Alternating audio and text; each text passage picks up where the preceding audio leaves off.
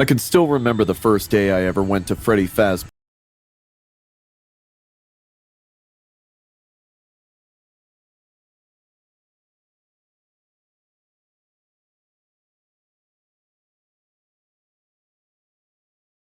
Pizzeria. The name sounded dumb to me, but boy, did I have a change of heart once I stepped foot inside.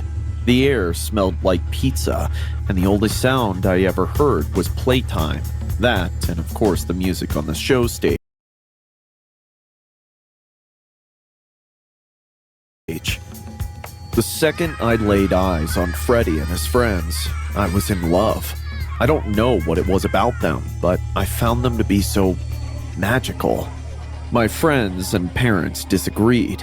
They called the animatronics creepy and scary, but I couldn't see what they were seeing. Maybe my friends weren't so good, and maybe my parents didn't pay enough attention to me. But in my mind and in my heart, Freddy, Bonnie, Chica, Foxy, and all their friends were my real family. There were quote-unquote more lifelike characters like Yellow Bonnie with employees inside helping to act out the show and speak some lines, but I always found the purely robotic friends to be more interesting. Unfortunately, my parents weren't exactly the richest people, so I didn't get to go nearly as much as I wanted. When I did get to go, I was the happiest kid on the planet. I liked the games and the pizza, but the real draw for me was always the magic on the stage. Understandably, I was dying to know more about how it all worked, but I had no idea how I'd be able to satisfy my curiosity until one day I saw him. It was after one of the last shows of the day had ended. Freddy, Bonnie, and Chica were still standing on stage, but their suit friends had left. I was finishing my soda, about to go to the bathroom, when I saw a man in a staff t-shirt sitting alone at a table in the very back, eating a slice of pizza. I knew he wasn't the only worker, but something about him said he knew a lot about the animatronics. Even from across the room, I could tell he was sweaty, greasy, and scrawny, which made me think he was some kind of nerd. I excused myself to go to the bathroom, but instead I went to talk to him. "Excuse me, mister. Do you work here?" "I do." "What do you do?" "I play Yellow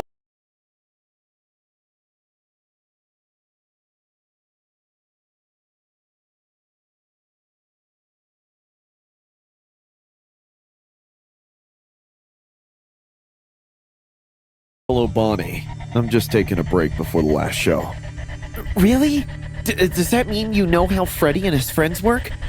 When I asked that question, the man grinned ear to ear, revealing strangely yellow teeth. "Of course I do. What would you like to know, little one?" With that, he had me hooked. I asked him all the questions I had been saving up, and he told me the answer to every one. Soon, however, it was time to go. I just had to get one more question in. "Mister, how do you know so much about how they work?" That's when the man leaned in and whispered to me a bombshell of a secret. "You want to know something, kid?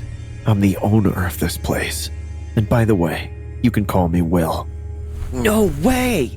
"It's true, and I'll prove it to you after the show. I gotta go get back into the suit for now, but come back around here later and look for Yellow Bonnie." It was too enticing to resist. My parents wanted to go, but I convinced them to stay for the last show. Afterwards, I knew we would leave very quickly, but my mom always went to the bathroom first and left my dad to watch me. Once she was gone, I waited for him to get distracted, and then I slipped out of sight. Who knows how long it took him to notice I was gone. I quickly made my way to the same place from earlier and stood there for a painfully long minute, until finally, I saw Yellow Bonnie walk around the corner at the far end of the hallway. She twitched and waved me over to her. I followed without even thinking. Right as I got to her, she started walking somewhere else, somewhere I never went. They didn't answer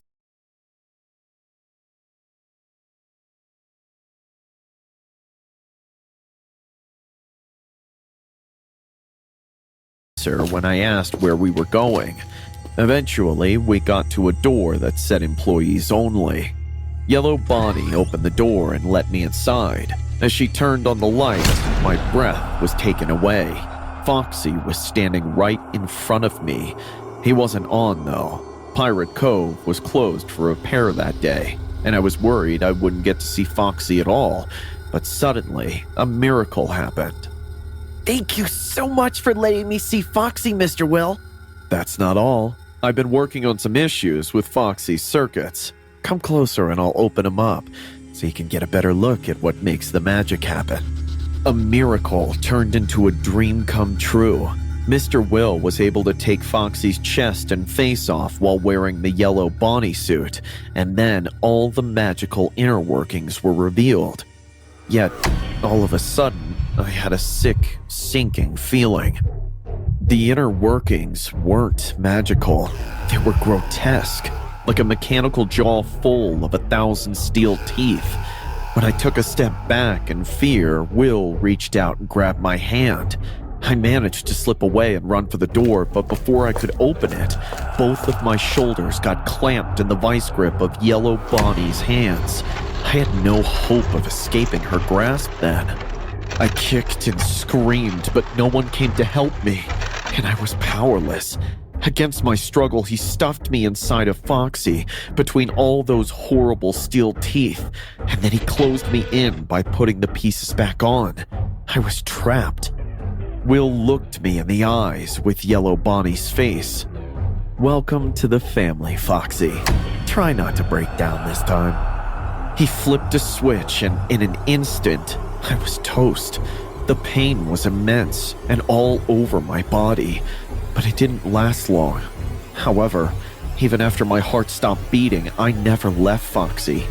I somehow was forced to become him, and now I spend every day stuck in Pirate Cove, watching other kids live normal, happy lives, totally unaware that I'm there and trying to desperately tell anyone about what happened to me. Although, Will has started to let us wander at night, and I hear there's a new security guard working the night shift. How many of you